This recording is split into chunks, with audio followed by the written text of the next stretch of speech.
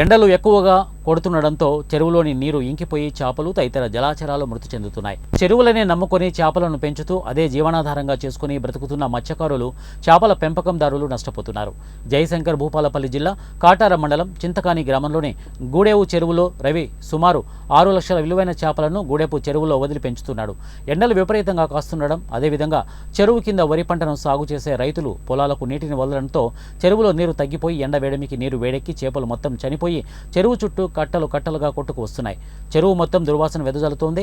చేపల పెంపకందారుడు రవి మాట్లాడుతూ నీరు మొత్తం తగ్గిపోవడంతో సుమారు 6 లక్షల విలువ చేసే చేపలన్నీ మృతి చెందాయని, ప్రభుత్వం నష్టపరిహారం చెల్లించి ఆదుకోవాలని వేడుకున్నారు.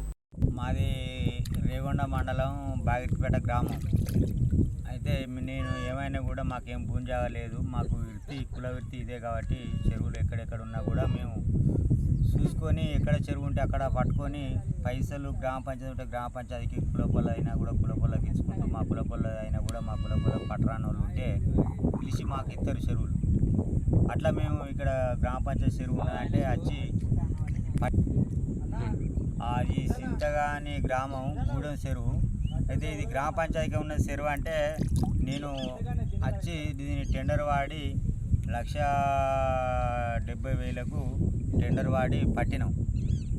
టెండర్ వాడి పట్టి ఒక 4,50,000 రూపాయల సీడ్ వేసిన.